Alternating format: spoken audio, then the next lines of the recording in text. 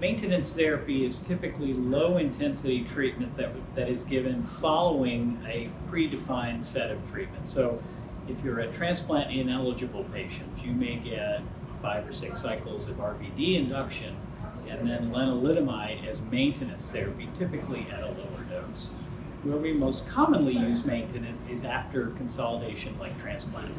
And so we try and pick something that will control the disease but doesn't have the dose intensity or potential side effects that full dose therapy would typically have.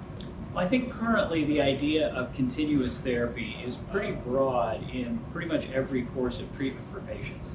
So in my mind, everybody is going to be on some form of continuous therapy unless the side effects from that continuous therapy are so bad that they preclude continued treatment. Maintenance therapy is really meant to be more of a long-term treatment, typically with just one drug in most cases, really trying to have minimal impact on quality of life as much as possible, and ideally to try to extend the duration of that remission. And this is different than consolidation, which is usually just a fixed duration of 2 or 3 cycles given shortly after a transplant, trying to deepen that remission, but then, and usually involves more than one drug. Maintenance has been studied the most in myeloma with Revlimid, and there have been several clinical trials demonstrating that giving low dose of Revlimid maintenance, 10 or 15 milligrams a day, after an autologous stem cell transplant can lead to a longer duration of remission than not giving any maintenance after the transplant.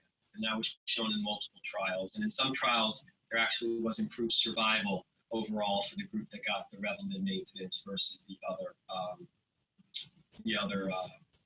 versus the group that did not get any maintenance therapy. So that would be an example of maintenance. It's a longer term treatment that often goes on for a period of years after transplant. So maintenance therapy is treatment that is applied after initial induction and consolidation therapy have been applied. And the goal of maintenance therapy is, again, to prolong remission and progression-free survival.